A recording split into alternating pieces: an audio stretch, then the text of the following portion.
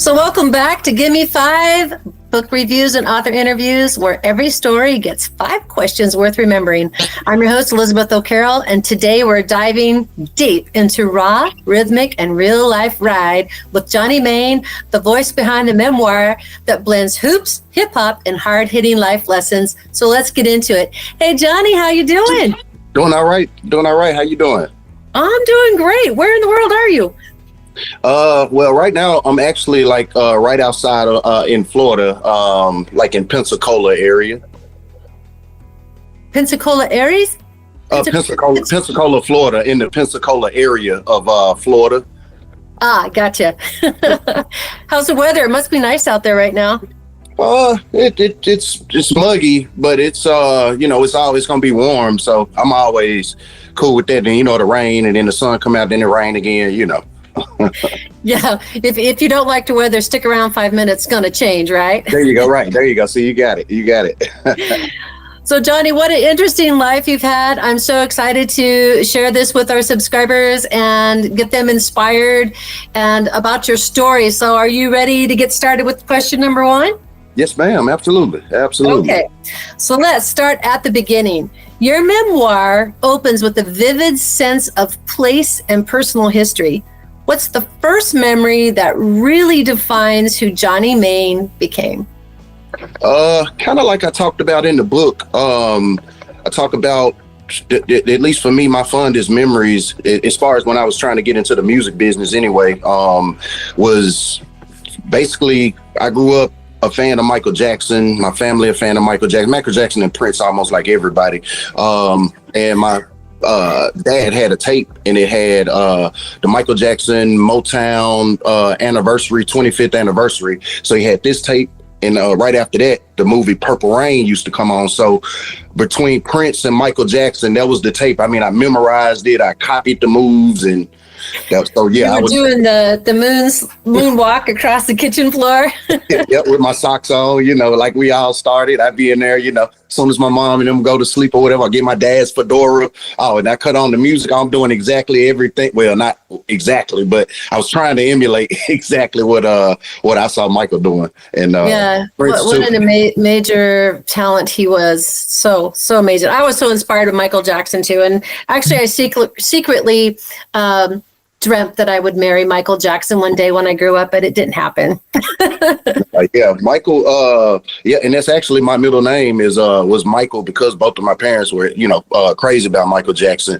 And then, like I said, Prince. He kind of gave me the thing about trying to do a movie with your music, because if you remember all his early movies, like I said, I had Purple Rain on tape, but my dad took me to see the movie. He had Graffiti Bridge, and he had another one like Under the Cherry Moon. Mm-hmm. And I liked how he kept the characters' name were usually the same, Jerome, Morris, whoever, and kind of whatever the image they were pursuing or whatever, that's how they played in the movie.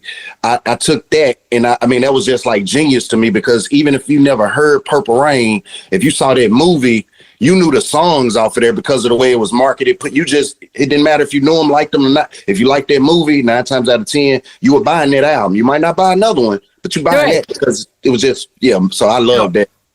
It was brilliant, yeah. And in the beginning, your parents weren't really down with you doing rap. They really didn't want you to do rap. Yeah, which is funny too, because my dad, he kind of introduced me to it, even though he didn't want me doing it, because I remember being going to elementary school at like 1st and 2nd grade, and we listening to Life Is Too Short, and so I'm in the car now. I can't rap the words, so the cussing parts, Dad, I gotta whatever. And then he always used to tell me all right, now, you get, because I went to a private school in elementary at first.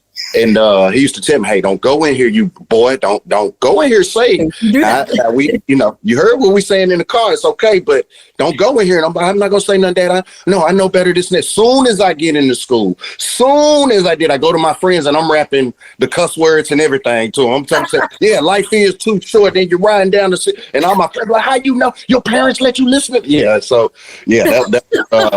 And so my mom, she didn't really understand, it was rap culture still, almost like that now. Today is real dangerous, but even back then, that persona, the Jerry curls and the bad, and she just didn't understand it. So, naturally, she didn't naturally she didn't want me involved in, which I mean, I could understand and I could get it, but so yeah, they didn't really want me to pursue. I could listen to it.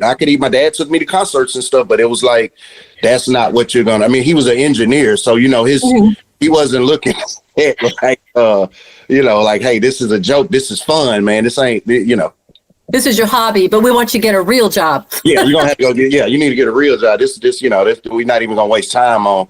And in my mind, I'm like, no, I'm doing that. That's what I want to do, Not many parents encourage their kids to be artists or musicians because it's a hard life. It's a struggle. And through your book, you definitely demonstrate the different struggles that you went through and start to get a group together, and then it falls apart for this and that. And then you were in the management side of it for a while too. So. But what I thought was cool, too, was basketball and hip hop both played roles in your early life. So how did those two cultures shape your mindset for your future? All right. Well, it's going to be weird, too. If you read the book, you'll see that. So basketball, if you were in Memphis, Tennessee, especially in the 90s, you had to know how to play basketball, even if you weren't even going to play.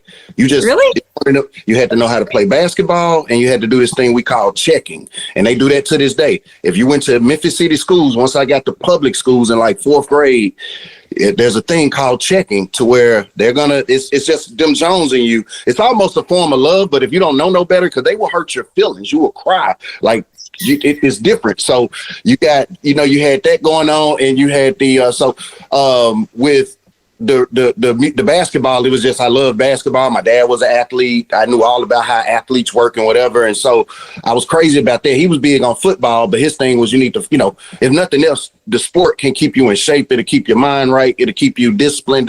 So he kept me in sports. And so I was into basketball, but actually basketball is what led to the rapping, because I had this thing in my head. I always wanted to rap. I was always kind of beating on the stuff at the house. I had little tape players and instrumentals, and I would play an instrumental on this radio and then kind of rap into this radio, trying to make but I never did it for real until it was a time when I got cut from like the 8th grade basketball team, but they let me dress out a little bit and I still got to play. But I got to be around the 8th grade basketball team back in Memphis at Colonial, and the guys used to bring this little tape recorder to school. The members on the team, and after practice, everybody would just bebop. One guy bebop on here and somebody else beating on the locker, making a beat, and everybody would rap. So I had this same rap I had been having in my head forever, but I had never said it in front of nobody. So the first time they brought this little tape recorder, I kind of, when I watched it, I'm thinking like, you know what, I'm gonna, man. And I'm like, nah, I ain't gonna. And then, of course, they did it, brought the tape to school, bunch of kids, all our little 8th grade class, everybody, oh man, the basketball team tape that. So I'm like, oh, and in my mind, I'm like, I rap better than what they're saying. I know my rap is better. I just felt that way. So I'm like, if they do it again, if they mess around, bring that tape recorder again, I'm getting on there. I'm gonna be the first one, is how I was saying in my head. And yeah, and maybe a couple of days later, they brought the tape. And so that rap I had been working on, when it was my turn, because everybody was like, ooh, he gonna say, because I was like the team manager, so I wasn't even like the tallest on the totem pole. So it was like, ooh, Johnny, Jonathan gonna say something. You finna. And then when I started rapping, everybody was like, oh, like it was all of this. And in my mind, I'm thinking like, for real, y'all like that? You know what I'm saying? Like, okay, because I thought it was gonna be like, man, go get the towels and the jock straps, man, and go wash them or whatever, man. You don't need, but it turned into, it was like, man, he can rap. Then that tape kind of made it around school, and then it was just kind of, man, he could rap, man. And people even asking me at school, hey, say it again. It was like, I was saying something like Jonnie Maine. I'm so Jonnie Maine, y'all so lame. I'm always running things or something like that. I kind of had to just rhyme with Maine. And everybody just, they acted like it was. So from that moment on, it kind of gave me a stand up, and people were like, man, he rapped for real, and this and that, and that kind of started it. Well, that sounds like it was a real pivotal moment in your life, because when your peers accept it, right, and they give you that kind of love and that kind of support, then it really helps you believe in yourself. So that must have been super cool for you to experience that. That was the confidence book. I put it this way. It was almost like how people talk about drugs. They say if you do a drug, you get a high, and then that's what keep them going back, because you're searching for that same high. That's kind of what that this book, the whole thing, searching for that same little high that I got after doing that in the locker room. It was just, and then, like I said, even in school, everywhere, it was like people addressed me as that. That's what really did it. When you got people you never even really talked to you at school, like, man, that was you on that tape. Girls, I mean, you know, young boy, you get a bunch of girls in your class. Oh, Jonathan was on that. Oh, that was you. Did you write that? How you learn how to rap like that? Oh man, you sealed the deal. This is what I'm doing. I was already a fan of Bobby Brown, and then this kind of happened. It's like, this is destiny. This is what I'm supposed to do, you know, at that time anyway. Was it shortly after that there was the one guy who was kind of jealous of you, and you had to change schools because your mom didn't want any trouble? Yeah, that was the guy, and you know, rest in peace to him. He's passed away since then. But yeah, back in school, guy, his name was Cedric, and yeah, he wasn't for whatever reason. I don't know why that dude never liked me. Starting in the, like, I even seen him around in middle school, before middle school, like even in elementary, he was in a neighborhood kind of where I was at, because I had a friend that stayed over there. And yeah, he, for whatever reason, like it was almost like Debo on Friday, no matter where I was at, no matter what was going on. And when he showed up, it was like, I'm finna pick on him though. It was like, no matter what's going on, I don't care what y'all doing. I don't care if this is a birthday party picnic. I'm coming here, and Jonathan did it. Whatever I'm mad about today, Jonathan did it. And it was like he had it out for me. And yeah, so he ended up actually bringing a gun to school our 8th grade year, and he got suspended. And once he got suspended and everything for that, I never said nothing about it. But the principal actually called my mom that summer. And the principal called and was like, "Hey, if you're going to let Jonathan go to Overton, I got to let you know this: the kid that's, brought this gun to school, he is going to be able to go to Overton. So I can't tell you what to do, but you don't need to blah, blah, blah." So it was almost like Fresh Prince. I got in one little fight and my mom got scared, and so I didn't make it I never got to go to Overton, even though all my friends, this life, finally, the last 3 years of all these friends I've been around, and now even with this rap thing, everything kind of looking good, basketball, while everything was like, okay, high school gonna be a layup. This is gonna be perfect. Now it turned to the exact opposite. I actually had to go to the opposing high school, Ridgeway, who Overton at the time and Ridgeway were real rivals. And we played, the ones of us that played in that Colonial Overton League, AAU, we rivaled the Ridgeway kids. We used to always kind of get into it with them, almost like fighting with them. So you just got through fighting and huffing and puffing at these dudes with your teammates this summer, and now you walk into the little tryouts of the little conditioning that they do. And it's all these dudes. So, everybody's standing there kind of looking at you like, yeah. What was it you talking about this summer? It's like, hey, guys, what's up, team? They like, no, yeah. So, yeah, that's how they were. I would have to side with your mom, Johnny, and you're a dad, too. So absolutely. I would have done the same thing in her position to right. Safety first, right? And I want to make sure my child's safe. So, but it worked out okay, right? Yeah, it turned out great. I mean, it helped me how my life turned out anyway. I'm kind of like a nomad to a degree. I move around a lot. I lived in a lot of different places. I'm always on the go. I can be here today. Tomorrow I can be in a whole nother state, whole nother town. So I guess it kind of was God was preparing me for that anyway, with the way that happened, because I did not want to. I was really depressed at the beginning of that, finding that out. And I remember hearing my mom on the phone with them, like, and Jonathan did what? And he wanted to do what to Jonathan? And I'm like, oh, it's done. This is it. It ain't no way to cover this up. It ain't no way to, I'm like, I wish I had just came to her first and maybe got her something.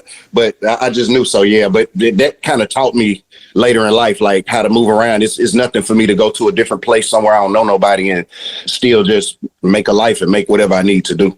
Yeah, so those lessons actually made you a survivor. And I think in this world, you need to have those skills in order to survive. That's just the way it is. So thinking of that, so music, hustle, and the scene. Let's talk about, you wrote in bold detail about the xcamp, right, the hip hop scene in the early 2000s. What was the rawest moment you experienced trying to break through in that world? Ooh, if we talk xcamp, we got a while. We could do it. But one of the times that I feel like was one of the most craziest, ironic things that happened was the group itself. It was 5 of us, and the two brothers in the group, Track and Zach. Their cousins stayed in St. Louis, Missouri, and xcamp had kind of got out of Memphis for a minute because their cousin told us we could come there to go promote.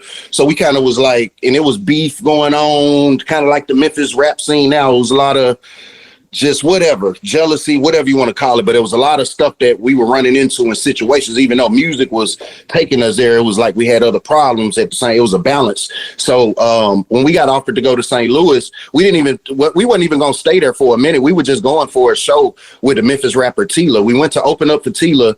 And once we got there, their cousin said, hey, if y'all want to stay, y'all can stay for a little bit and this and this and that. Because he knew what was going on, too, because he was kind of like our manager in a way and so forth. So we get there, we get to stay in St. Louis. We growing this big buzz in St. Louis. We selling our music. We meeting people. And even around that time, one morning I was sitting up with me and at the time my partner. His name was Young Casper or Zach or whatever. That was like my best friend in the whole group. That was Track's little brother. And we used to read this book all the time, which is Who Moved My Cheese by Spencer Johnson. I love that book. If that book is a part of why all of this stuff. So me and him called our nickname for each other was Sniff and Scurry, because of course I got a big nose and I'm the one that like I think and go find something. So I was Sniff, he was Scurry because he used to be on the go. He's whatever. Okay, yeah. What it wasn't so. Out of the group, me and him, that was all our little thing. We just always kind of sniff and scurry. And so one morning we sitting up before the group and everybody kind of just looking at a Source magazine, because we used to always look. I'm looking in the back of the magazines. I'm looking for stuff to go, places to go, people to meet with, whatever that can further what we're doing. And sitting up with him, and one morning we just looking at this Source magazine. And as we're looking at this magazine, it's got all of these record labels because they were about to have the Source Awards in 2003. And this is maybe about July or August or somewhere around there. And so we're just looking, and it's just early morning too. It's like 5, 6 in the morning. We used to always get up, me and him, before everybody for other reasons, but we get up and we up, doing that. And as I see, I look at the number and I'm like, you know what? I'm like, man, I ought to call them. And I'm going to just see if I could talk to them about getting us on, letting us perform at this show. It's the Source Awards. We'll just see. It's a phone number there. There was a guy named Edward Jesus, but I didn't know how to pronounce it. I'm country. I'm from the South. So I kept saying Edward D. Jesus, That show you how country I am. Hey, Mr. D. Jesus. And I know he's like, man, who is this? And so, I call him maybe later that day, maybe early that morning. I'm like, hey, Mr. D. Jesus. And I know at first he's like, dude, number one, that's not my name. But he never say it, but you could tell. And then number two, like, we're the xcamp, we out of Memphis, and I'm kind of giving him our story. And usually when I do that for people, the group used to see it like a Jedi mind trick, something I could just do and talk to where stuff's just gonna go my way usually. So when I did that, he wasn't really biting it. He kind of just blew me off. And maybe it was the Jesus thing, I don't know, but he blew that off. And so I was kind of mad about that, because I'm like, I'm not used to this not working now. What do you mean? It's like using my Jedi. Like, what is this dude, a Sith or something? What does he do? Okay, so I get to talking with the group and everything, and me and Zach, we after I call or whatever, and I'm talking crap too. I'm like, man, how you going? And so we get ready to go sell CDs like we did every day, whatever. Me and the rest of the group, me and him, and me and Zach and our security at the time, this guy, we called him White Mike. He's the security, so we out there we going to sell CDs. And so I'm telling them, like, man, you know what? I'm going to call and I'm going to tell them that I'm Nelly. Yeah, we in St. Louis, I'm going to say I'm Nelly. And Zach was like, no, you know what? No, don't say you Nelly. Say that you're Ali. Ali is a group member in Nelly and them group. Ali was like the leader, the businessman or whatever. And he's like, you need to say you're Ali and that you're trying to do something to get Nelly on. And I was like, you know what? Because me and him always came up with the crate, again, Sniff and Scurry. And I was like, you know what? So at the time, I'm like, yeah, we're going to do that. We're going to do that. We get back home. Let's say we sold out of CDs at this time, maybe about 2, 3 o'clock in the afternoon. And, and at this point, at the time I said it, I was under a little influence. So at this time, all that's gone. So now I'm kind of regular. And it's like, I'm like, well, they, Mike and Zach are like, man, what's up? You gonna call the guy back and say whatever? And I'm kind of nervous. It'll be like, no, maybe we don't need. They like, yeah, man, you could do it. And I said, okay, you know what? Then I start thinking, like, we are in St. Louis too. We have a house phone. You remember house phones, even though I know they dinosaur in this, but for the people, we had the house phone. So house phone had a 314 area code. So I called the Edward Jesus number back or whatever. And this time when I called and I talked to him, I guess he see the 314 number, whatever. Wasn't a lot of caller IDs and stuff. We talking like early 2000. This might be 2003. This is 2003. I know it is 2003. And this time when I called, I just kind of, and now you got to remember, I've been in St. Louis like 5-6 months at this point. So I know how they talk. I know they lingo, they slang, kind of how I've been around so many of them at this point to where I done picked up on how they talk. So I just kind of call them and I'm talking how they talk. They always say the word dirty back then anyway. So they're like, yeah, dirty, this dirty, did it. So I kind of played that swag and I called him and I'm just like, hey, hey man, I'm calling to see if we could get some tickets for backstage, And he's just like, Ali. He was like, man, I've been trying to get in touch with you. You ain't get my message from blah, blah, blah. I'm thinking, no, yeah, I've been busy. And he was like, yeah, man, I've been waiting on you to call me, man. I'm trying to see, is Nelly going to do the dinner? Is Nelly going to do the dinner or what? And I was like, he can, what, and he was just like, yeah, man, I need you at this dinner and da-da-da-da-da. So I said, okay, cool. And I'm telling him, well, in order to do this dinner, I'm gonna need some passes because I got some family and they live and they're in the Lou right now, but they may not be with us. And they're called the xcamp. They're gonna be next after us. We're putting them on after us. And he's just like, Ali, whatever you need, can you get Nelly to this dinner? You sure you're gonna be able to? And I'm just like, man, as long as we get these passes, because I don't want them stuck nowhere. And I'm selling this thing, and in my mind, I'm thinking like, what the heck is going on? And then he buys it. All right. So then he says, okay, I'm going to give you this assistant number. I need you to call her. Let her know who, whatever, Ali, let her know everything for me. And then that way you can let her know about the group and then they can do whatever. I'm going to pass your number to her. I want you to call her. Here go her number. So first I'm already like, this is getting crazy, Okay. So let me call her. I call her. She's a Nelly fanatic. Now, at the time, a member of the St. Lunatics, Nelly's, group or whatever, was a guy named Murphy Lee. He was bringing out his solo album. It was called What the Hook Gonna Be. He had just released this. That was his single to his album, Murphy's Law. So when I call her, she's like, oh my God, Ali, this is the Ali, St. Louis. Ooh, I love y'all. I love St. Ooh, Nelly. I got Nelly posters. I got this and that in my mind. I'm just thinking like, this can't be, what is going on? But I'm playing it on. I'm like, yeah, dirty, whatever. And you're kidding me, right? you were just playing into this so well. And it was just... All the group is sitting around me while I'm on the phone because we can't believe it. We laughing each time I'm caught. Like, it's just like, how far is this going to go? All right, so I call her and then she's like, and then she's talking. She's like, Ali, I'll set it up. I'll make sure your family, the xcamp, when they get down here, I'll make sure. She said, but I need a favor from you, Ali. And so I'm like, yeah, dirty, what you need, And she's like, she was like, I have a show that I have. It's based out of Fort Lauderdale and somewhere in Miami. And on this talk show, we actually are about to talk about Murphy Lee's album, What the Hook Gonna Be. Can I please just have you just talk for a couple of minutes? It'll be about 15, 20 minutes. And you just kind of promote the group, whatever you want to promote it. I just need you to say some stuff about Murphy Lee's albums, since it's your St. Lunatics. And I was just like, no problem, dirty, And she tells me, she says, I'm gonna call you at about like 7:30, whatever, and this and this and that. So actually she called me at like 7:15-ish. She calls and before we even do this, at this point, we're in St. Louis. So now we've got like 2-3 hours. We telling all the girls, people, everybody that's been hanging out with us, because we got our own real entourage down there. We telling everybody, hey, yo, we need to know everything about Nelly. I can't go on here looking like a fool. I need to, what school he go to? Okay, what was his best friend? Okay, what was this and that? What's his mama name? What's his grandmama name? What's his cousin name? What's this and this? Okay, these two were brothers. Okay, these two, this. How did they meet? So it's like this Nelly history. It's all of us, and there's no internet like that back then. So we're scrambling, going through source magazines. We asking people, calling people. They got this and that. This person know this person is know this person. So we actually get to get a lot of info from St. Louis people right there to pick up on, so that I could do this interview. All right, boom. Finally, it's time to call. So like I said, she called about 7:15. She calls. The group, everybody's sitting around. We sitting in Quinn's living room. We all sitting in quiet because everybody's like, I can't believe this. Even me, I'm thinking like, what the heck is going on? Like, is this real? Like, okay, but I'm okay. Let's go, dirty. You know what I mean? And so she puts me on the, she does the interview.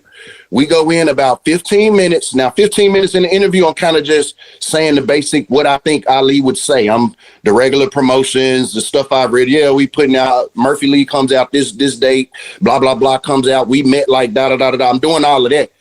But about that last 5 to 10 minutes, it got a little ugly. I just kind of shot off the deep end because in my mind, I'm just thinking this can't be real. And everybody's looking around. So then I just started saying, I got to promote the XCamp at this point. Like, I got to, like, at this point, I mean, we done got this far, like, because I don't even know if we're going to really get these tickets. We're in St. Louis. The Source Awards is in Miami at the point. So, but so then at this point, I started talking on the thing, and I'm telling her, yeah, and XCamp, yeah, and they're coming out after us, and they're going to be bigger than Nelly, and matter of fact, XCamp's doing a movie with Will Smith and Jada Pinkett, and she still is like, oh my God, Ali, are you serious? Oh, and I'm just like, so I'm just saying anything. I'm like, yeah, and we aiming for them to get 100 million. They're going to be bigger than Nelly. Yeah, they'll be bigger than the St. Lunatic. I'm just saying this. She bought it. Even when we got done with the interview, she's just like, thank you, Ali. I can't believe this and that. When y'all when your group gets down to Miami, give them my number and just tell them to call me whenever they get there, and I get them tickets. So we hang up, we high five, and we talking. But now it's like the Source Awards is in Miami. We're in St. Louis. Like, I mean, it's cool that the passes are gonna be there, but so how we gonna pull this off? So then we ended up Ali. That's what I want to know about Ali. Did you do this interview?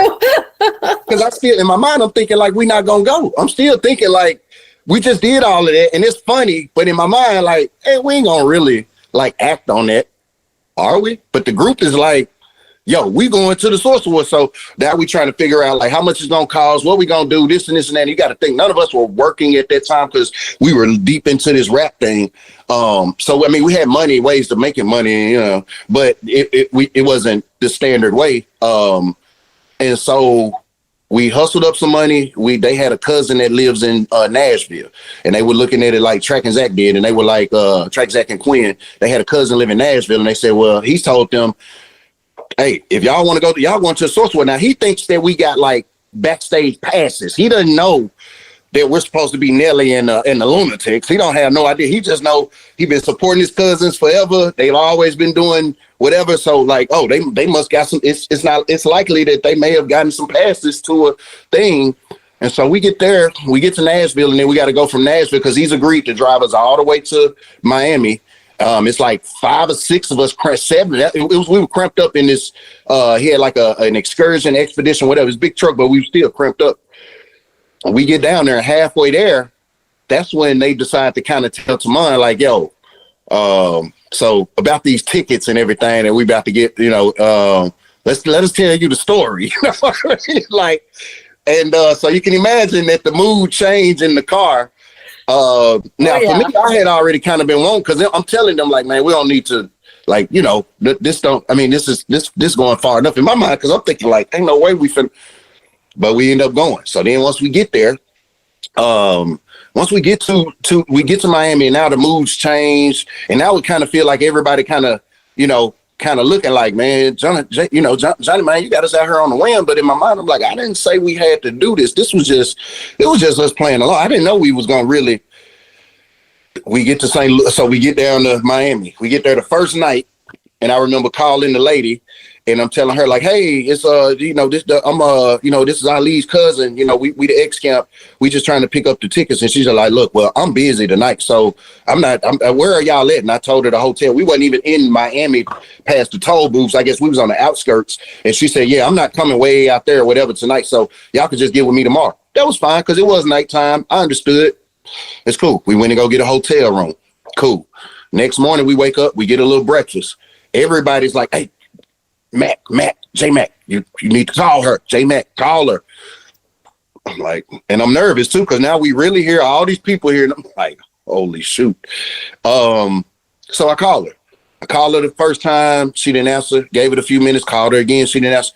Third time I finally called her. She's like, hello. And I'm like, hey, I was just trying to see if we could get to, xcamp. I lead Nelly people, And she was just like, well, look, she said, well, I'm going to be doing this and this and that today. So maybe you can meet me somewhere later today. But right now, I just don't have the time to do all of that. But I will get these tickets to y'all. I know y'all supposed to get these tickets, but I just don't have time right now. She kind of blew me off like that in that voice.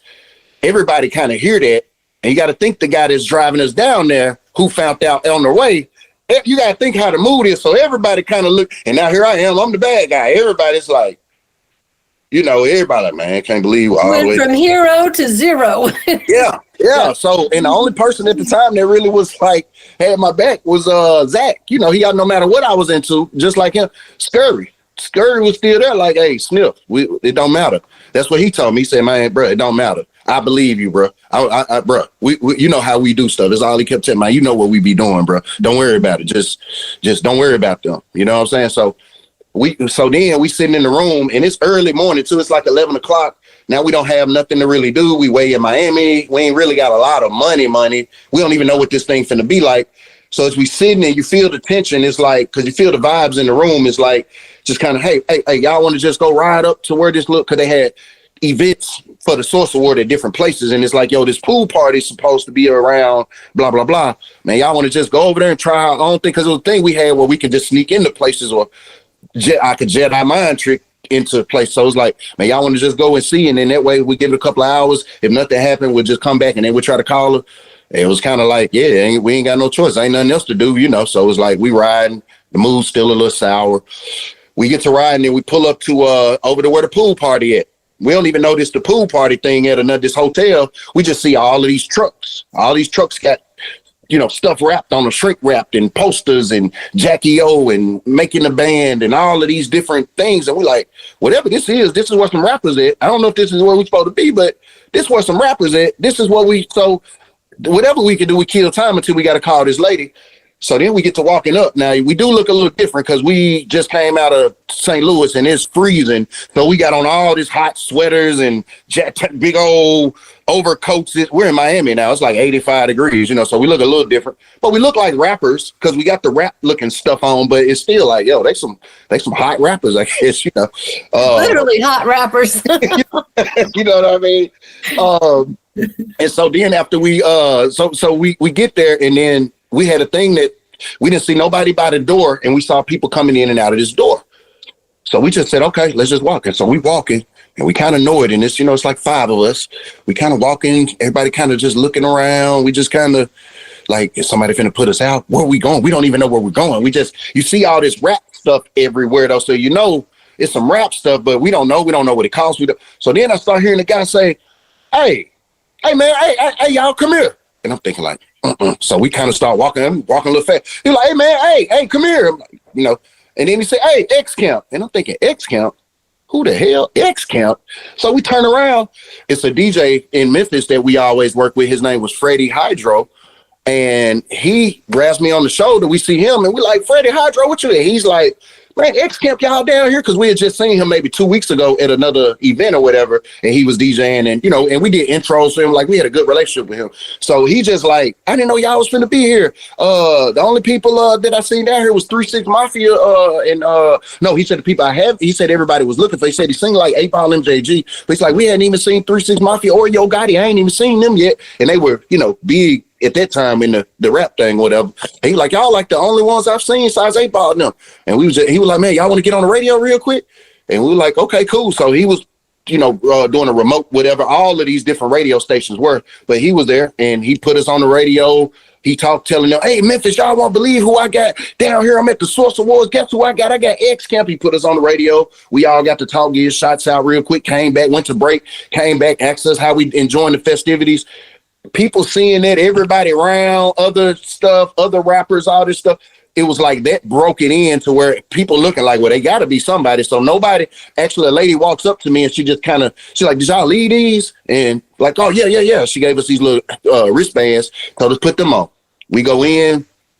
Now we networking, meeting people, talking, doing this, doing that. We done all, the day is almost, because we just, you just got busy now. Like it's a pool party and the inside, it's another thing over here. It's like all this stuff that for the source is there. So we just meeting people, talking to people, shaking people's hands and rapping with people, hopping on people's little digital cameras and all of this stuff that we were doing.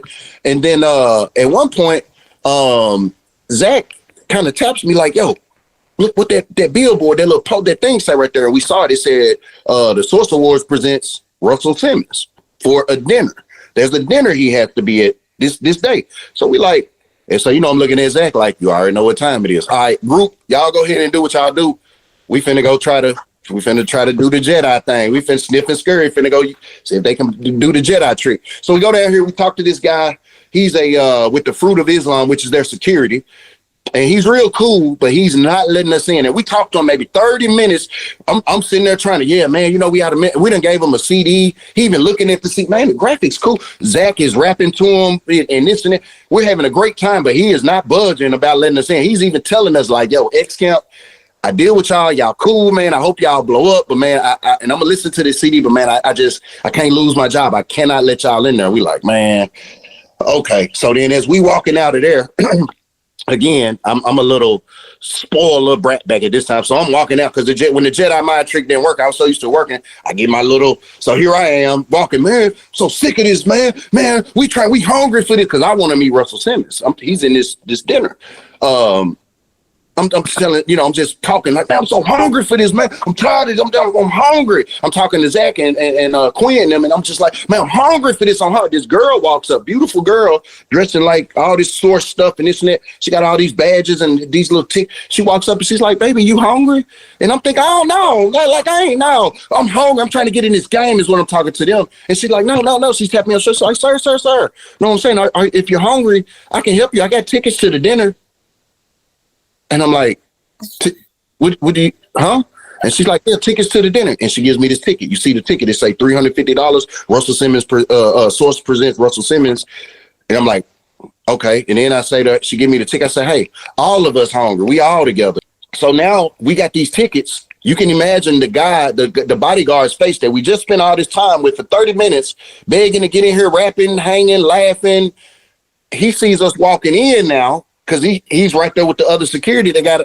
And you got to imagine his face because we holding up the ticket. And he's just looking like, now, I just seen you. Like, what? And we even like, what? Because I'm thinking like, what? But we get in. Everybody else going in. They getting food to eat. So at this time, me and Zach, we in that thing. We looking for Russell Simmons. So it's like, I'm scanning the room, and at the time I didn't, I wore glasses, but I didn't used to wear them a lot back then, so I had to always squint. So he telling me like, yo, look over there, look at it. I think he over there, because we saw LL Cool J, we saw all of these different people, so we trying to get the Russell in. And while we're in this dinner though, and we're eating and everything, Zach starts telling me again. He's like, Mac, you got to see this. I'm talking to like his cousins, and we just talking with him. I'm like, what? You know what I'm saying? Because he's like a brother to me. So I'm like, what, man? Like, and he's like, no, bro, you got to look at this. And I'm like, what? Send it to me. So he slides the little thing down. He said, man, look at that. And you look at that, it shows all the guests for the dinner, this particular dinner. LL Cool J, this Russell Simmons is the main thing. You got LL Cool J. I forgot, it was a whole bunch of whoever was out, but there was a special section for Nelly. So all of us are cracking up because we like, yo. So that was your interview as Ollie that got Nelly in? For real? And so then I probably was so weird. And so then at this point, we laughing, we tripping off of that. Then it made me say, hey, you know what? I got to call that lady back. We were supposed to call her back at like 12 noon. Now it's like 7, 8 o'clock at night. We at this dinner. And that's when I call her. And when I call her, she's like, you could hear her get quiet on the phone. Cause she's like, xcamp. Cause that's what just what, she called me. She's like, okay, xcamp. And I was like, hey. And she was like, hey. And it gets quiet. You could tell she's listening to my background. I'm listening to hers. They sound exactly alike. Cause there was some people talking and stuff. So I'm hearing it. And she's like, hey, where are you? I said, I'm in the dinner. Where are you at? I was just wondering if maybe I can get the tickets. I don't know where you. She said, you're in the dinner right now. I said, yes, ma'am. So-and-so. They talking about blah, blah, blah, blah. She said, can you meet me in the hallway? And then it's this big ballroom we in. So it's like, you got to look at the letters. I'm like, I'm at L32 or whatever, wherever I was located. Meet us out there. So me and Zach, we go out to the hallway. When we go to the hallway, I know she had to know the gig is up because, again, we're dressed like it's hot. We're dressed like it's cold. And everybody else, even her, shorts and everything. But she saw us. She never really questioned nothing. She gave us all the badges, all of the stuff, kind of had a smirk on her face. You know, so it's like, I feel she knew. She didn't really say nothing. She just kind of laughed, and we gave her a hug and everything. And she was just like, man, I think y'all going to be real big or whatever. I think y'all going to be huge. So that was how we got into the Source Awards. So like that was one of the craziest. Hold on. Okay. Yeah, that was one of the, it's longer than that. It's more detailed. A few more things happen outside of that. But yeah, that's one of the craziest things. That's in chapter 6 of my book. I was going to say that's in chapter 6 when you talk about the 2003 Source Awards. And so I was going to ask you about the behind the scenes, but I think I got the behind the scenes now, and maybe even more than you wrote about in the book.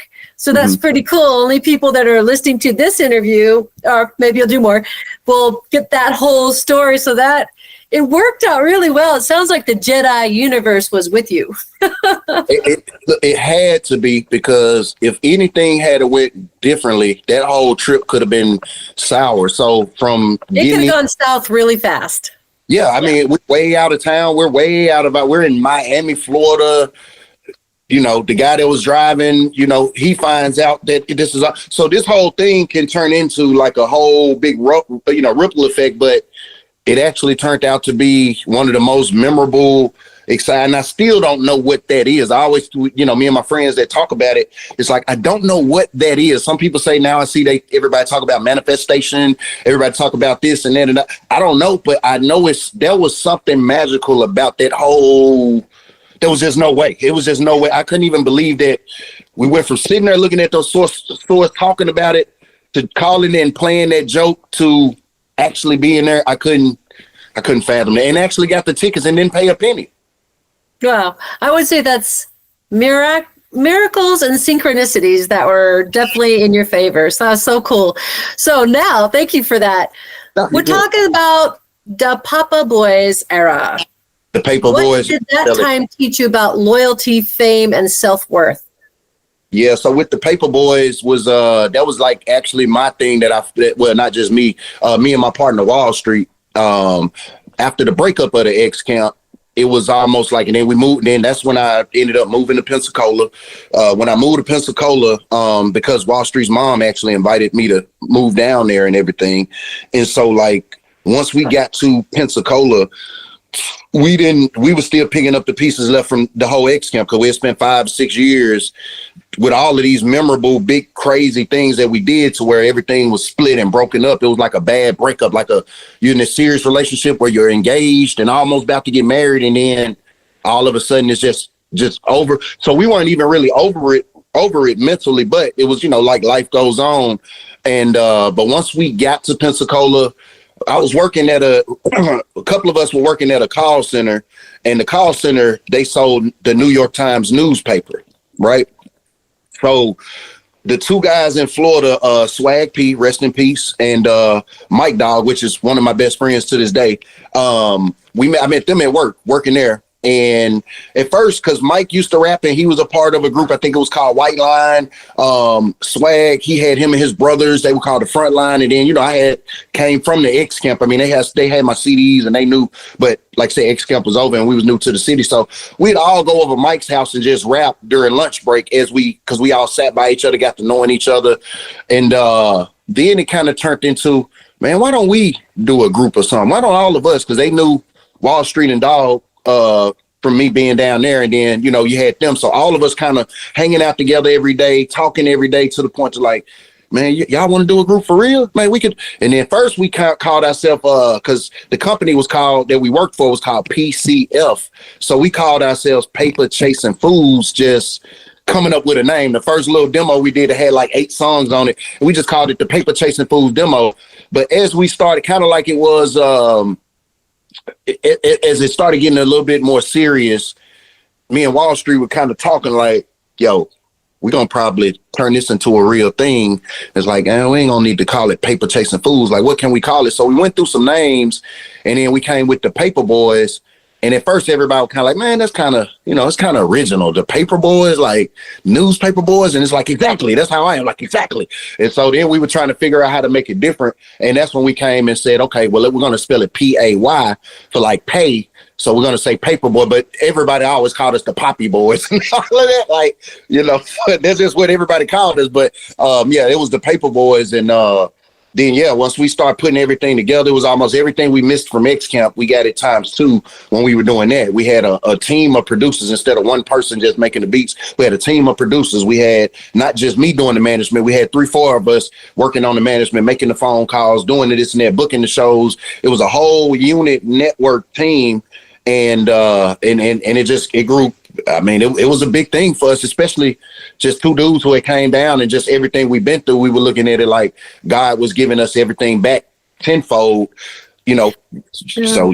And it seemed like throughout your journey that you formed groups and then reinvented them, right? And it was constantly a reinvention. So let's take a little switch here now, and let's talk about setbacks and turning points of your life. So in A Stroke of Luck in Life, you describe a medical crisis that changed everything.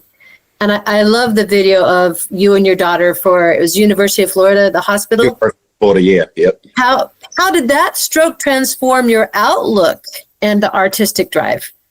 Yeah. So at that time, I had, when I had the stroke, I didn't even know it was a stroke. So like when it happened, a couple of days before that stroke, I used to go play basketball for my cardio, for working out. So I could just go play basketball.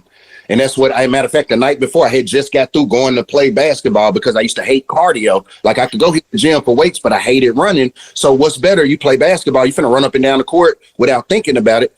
So that's what I used to do about 2 to 3 times a week. I go play basketball full court, and I play maybe 3, 4, 5 games all the time. So my health was okay, so I had no reason to have this. But anyway, it was just a random day. I was living in Gainesville, Florida, which was about 30 to 45 minutes from Ocala, Florida. The job was in Ocala, Florida, though.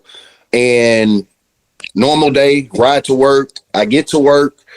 Later on, as I'm there, I just start kind of getting weak. It's like I can't even sit up in my chair, and I'm not knowing what's going on. To the point to where I fall over in my desk, and I was working at a call center at the time, and so I'm slumped over in my desk. So somebody helps me and say, hey, I'm help you get to the break room. I'm like, yeah, just get me to the break room. I'm cool. I get to the break room, and I'm falling over. I can't sit up, and these people, everybody there is kind of like, hey, Jonathan, you okay? And it's that, as a guy, you kind of like, yeah, I'm cool. You know what I mean? Like, I'm falling over. I can't, whatever. But or shake it off. Yeah. Yeah, I didn't even know what was going on. And I just laying with my head down there. Finally, maybe about after 30 minutes, my boss comes to me and she says, hey, you normally don't even go to break, let alone be late like that, and you just in the break room. What is going on? And so I don't know. I'm just whatever. And she's like, well, you going back to your desk, or do you want to just take off for the day? I said, yeah, I'm gonna just take off. She's like, do I need to call somebody? So then I tell her she's getting ready to call my girlfriend, and as she's getting ready to call her, I'm falling out the chair. She's like, no, I'm gonna call 911. She calls my girlfriend, then she calls 911. When she calls 911, the paramedics get there to the job. The guy immediately says, hey, he's having a stroke. Let's get him now. They rushed me to, I think it was called Ocala Regional. I think they've changed the name now, but it was Ocala Regional Hospital. They got me there first. And when they got me there, they did, I guess, a CAT scan, the thing where you lay down in the little machine. All I remember is the lady she said, sweetie, your brain is bleeding. So we're going to have to airlift you to Shands Hospital. And all I know is I was crying, and all I was just screaming was Jesus, Jesus, Jesus, Jesus. That's all I remember. I fall, and then I blank out. I don't remember after they said I did other stuff, but I don't remember. I end up getting to this hospital. This doctor, I guess he does this surgery. All I know is I end up waking up. And when I woke up, I'm cussing. I'm like, man, I'm hungry than an MF. And you see all the doctors, everybody in there kind of quiet. Like, everybody started laughing. I don't know what's going on because it's a bunch of people in this room. I'm stapled down, got IVs, all of this stuff, and I'm hungry. That's all I knew. I said, I'm hungry as an MF. I guess that was a good sign. Yeah, because the doctors had told my mom, he had told my mom before when he was doing the surgery, he said, look, I'm probably not going to be able to save him, but if I can save him, he's not going to be able to talk. And if he does talk, it's going to be a real bad slur. The area in his brain that I got to do this thing at, this is what controls how he speaks and how he does this and this and that. Well, for me, that was a thing because for me, speaking has always been my, like I just told you how I could talk. My I have to be speaking and writing are my superpowers. Like I was just given this stuff without anything. Everything else I ain't never, like even in school, I got straight A's in English and was in honors English AP. I didn't try to do that. I didn't know nothing about that. You know what I mean? But that's how writing and talking were my standpoint. So not being able to do that was, and there's a mark in my head at the top of my, when I get a haircut, you can see right there. I tell everybody it's proof of God's work. That's how I look at it. That's proof of God's work because that's the area that shows where you're talking and all of that. But you hear how I speak. I was speaking like this right after it happened, even when it happened. And so yeah, I ended up having the stroke, and then when I had it, it was a lot of learning I had to do. I had to learn how to, one thing, I had to learn how to walk again. You don't think learn how to walk. That sounds crazy, like learn how to walk, but yeah, I couldn't even walk. So I had to learn how to walk. I remember at the very beginning, I had a bad attitude. The first couple of days, I had this sour attitude. I'm real negative. I'm talking to the people helping me. This man, God hate me. He cursed me and this and that and blah, blah, blah, blah, blah. I went into a meeting and then they gave me this play money. And the lady said, okay. She said, Jonathan, I need you to count out $1.39. I said, okay, this is nothing, because I'm in there telling her I'm ready to go home. I can't even walk, but I'm talking crap. Like I could just. So then I pulled a little play money. I pulled $1. I pulled a quarter. I pulled a nickel. I pulled another nickel. That's $1.30. I'm at $1.35 at this point. And after I get to the dollar, and then sorry about that. When I get to the $1.35, there's 4 pennies, but I can't figure out that I need those 4 pennies. I just can't figure it out. I get so mad. Cause she's like, and she's nice. She's real sweet. She's just trying to help. She's doing her job. She's at work. She didn't sign up for this. Like, but I start cussing, yelling. I throw over the stuff she got. Cause you got to remember when you're on the medicines and stuff too. Your irritation and all of that. So I'm just like, had it. I done threw stuff. I done cussed. I done this and this and that. And I remember my mom was there like, boy. I remember she pulled me to the side when I finally got to my room. She said, boy, look, these people finna put your out of here if you keep on cutting up like that. I know it's bad, but you need to calm down. You need to this and that. It's happened, whatever. And I'm boo-hooing, I'm crying, I'm mad, I'm just all of this. This guy that was working there, he was I guess you call him a transporter. He had been seeing me over and over and over, and he had been telling me, young blood, I need to talk to you. And he's an older, like way older guy. So I'm thinking, oh, this old man finna try to check me in here. Man, I'm already going through enough. Well, this one day he had to push me in the thing. So he pulled me to the side and he said, well, look, he said, young blood, look, I seen your stuff in your paperwork. And man, what you overcame is amazing. He said, man, is that little girl that came up here? So my youngest daughter, my girlfriend had brought her up there and she had even hopped into bed with me and all of that. Cause she was used to sleeping with me and being around. She was just so, she hopped in the bed, pulled the sheets over her head the minute that she was able to like see me and everything. And he saw that. So he was just telling me, he was like, man, you got a beautiful family. You look like you got a beautiful situation. You got people that care about you. He said, man. So he said, I heard you in here saying that God hates you and God don't like you and God did this to you, right?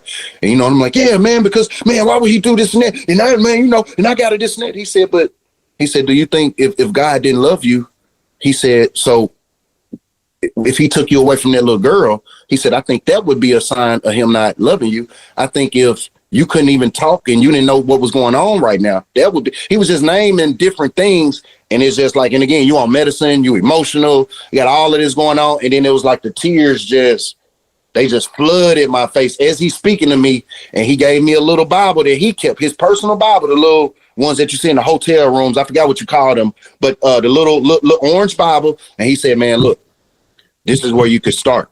He said, man, you need to be thankful to God. He said, you still know who your daughter is. You still whatever.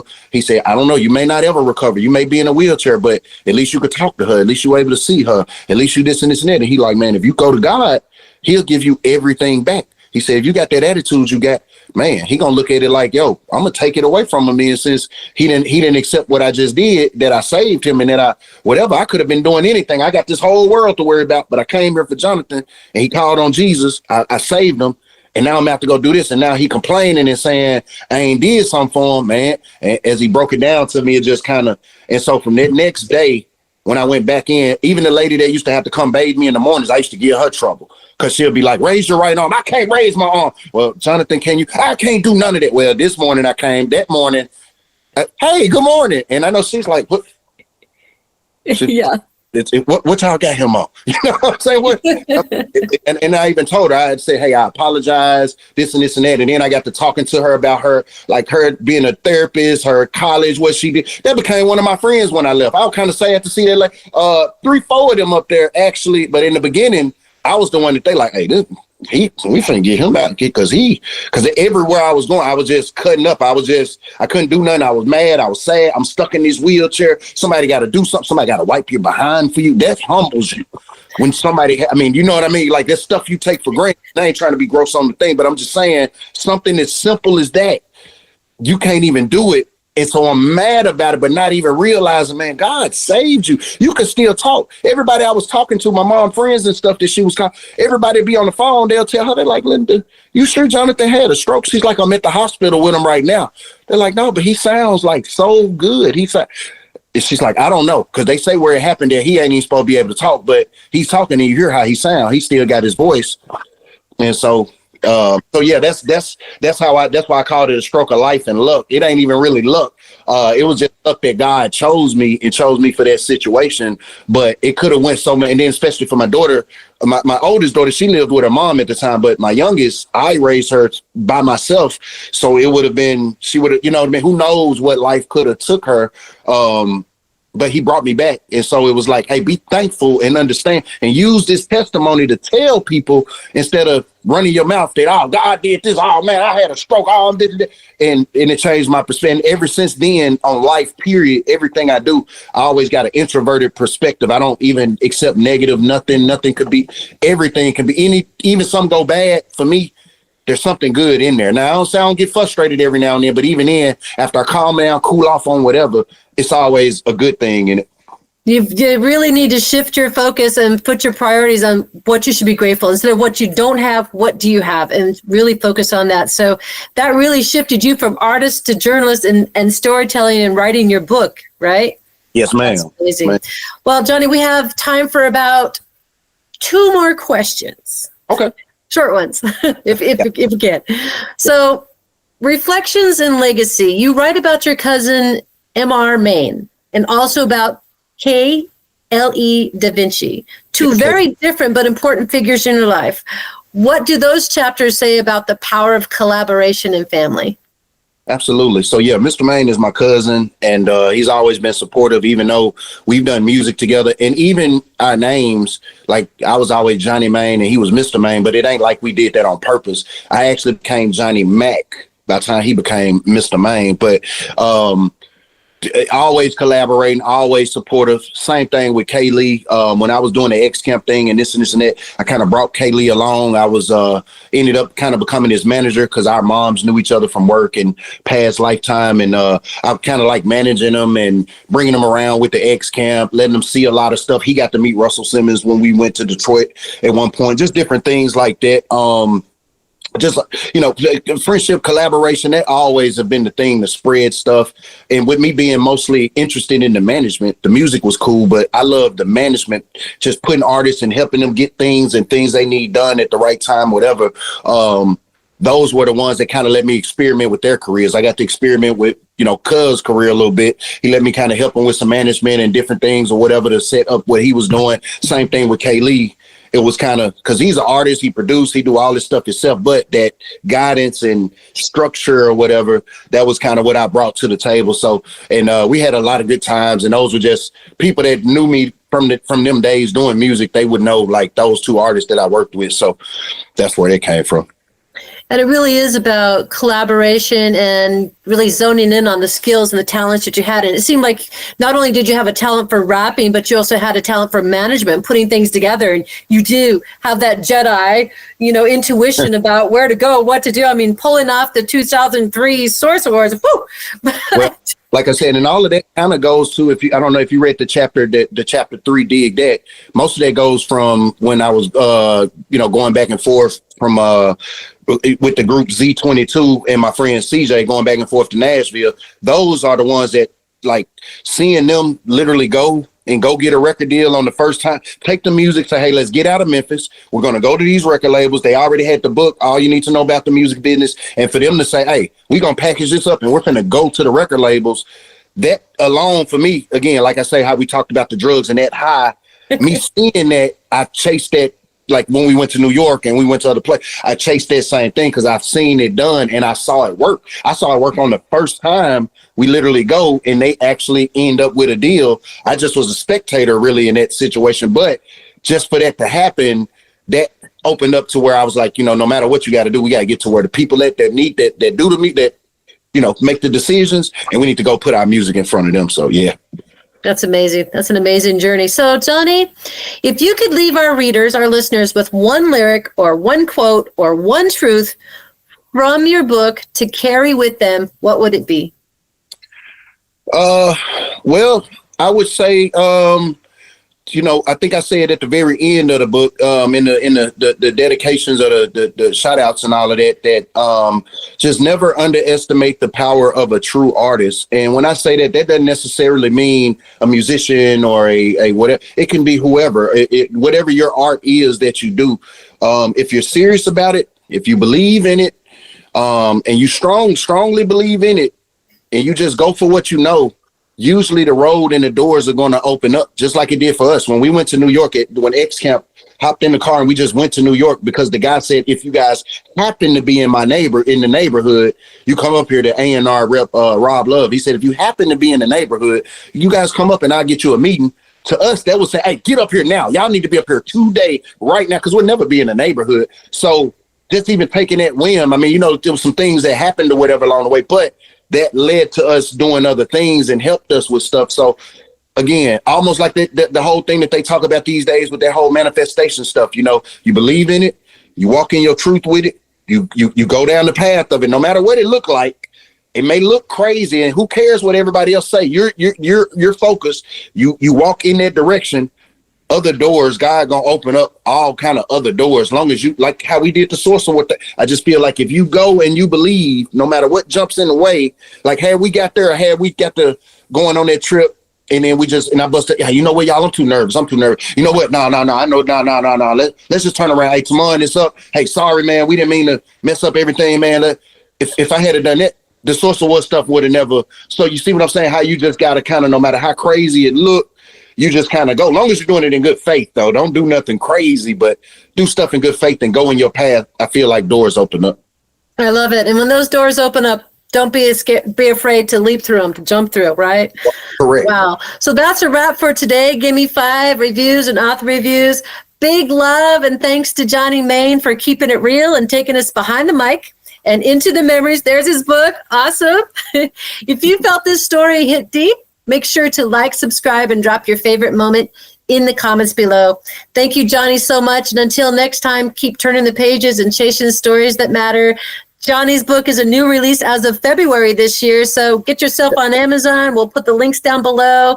Jonnie, you're amazing. Thank you so much. Thank you. Thank you for the opportunity to come on your platform and to spread the word and everything. Thank you so much. And your books are too. Just thank you. It was my honor. Take care now. We'll see you soon. Maybe next book. All right. Yes, ma'am. Take care. Bye, Jonnie.